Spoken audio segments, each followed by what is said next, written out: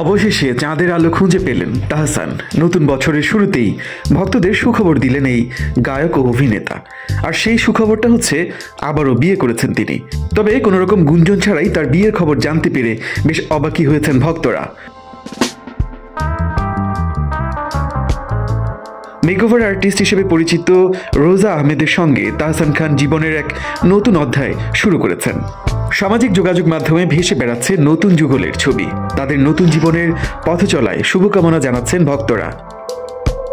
নবদম্পতিকে শুভেচ্ছা জানাতে নেটিজেনদের মধ্যে উত্তেজনা ও ভালোবাসার ঢল নেমেছে। বিশেষ করে রোজাকে তাহসানের পাশে দেখে ভক্তরা আপ্লুত ও আবেগে ভাসছেন। কেউ কেউ বলছেন, অবশেষে চাঁদের আলো খুঁজে পেলেন তাহসান। তার সেই প্রিয় গান যেন অবশেষে সত্য হয়ে ধরা দিল।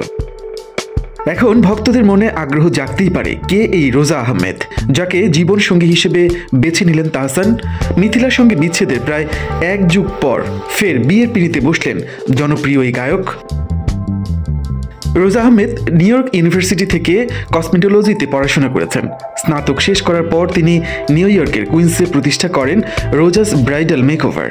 এর বাইরেও রোজা একজন উদ্যমী ও সফল উদ্যোক্তা। প্রায় 10 বছরের বেশি সময় ধরে তিনি বাংলাদেশ এবং যুক্তরাষ্ট্রে ব্রাইডাল মেকওভার আর্টিস্ট হিসেবে কাজ করেছেন।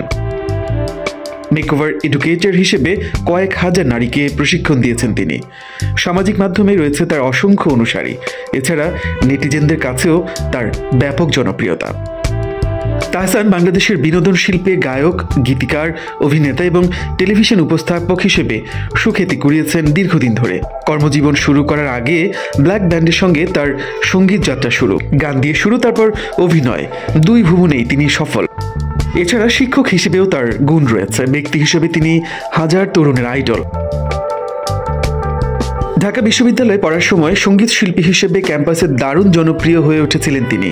আর এই গানের সূত্র ধরেই মিথিলার সঙ্গে পরিচয় হয় তার। এরপর তাদের উচ্ছল প্রেম। সেই প্রেম পরিণতি পেয়েছিল। তারা বিয়ে করে সংসার বেঁধেছিলেন। তাদের ঘর আলো করে এসেছে সন্তানও।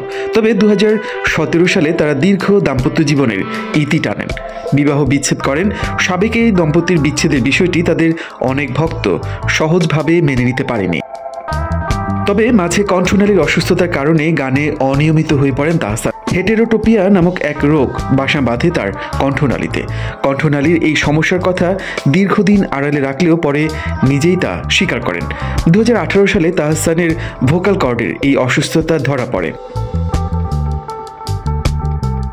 তবে অসুস্থতা আর অতীতের সব তিক্ত অভিজ্ঞতা কাটিয়ে তারই নতুন জীবনের সফলতা কামনা করছেন ভক্তরা। প্রিয় শিল্পীর দ্বিতীয় বিয়ে, দ্বিতীয় সংসার সুন্দর আর আনন্দময় হোক, সেই শুভকামনা সবার।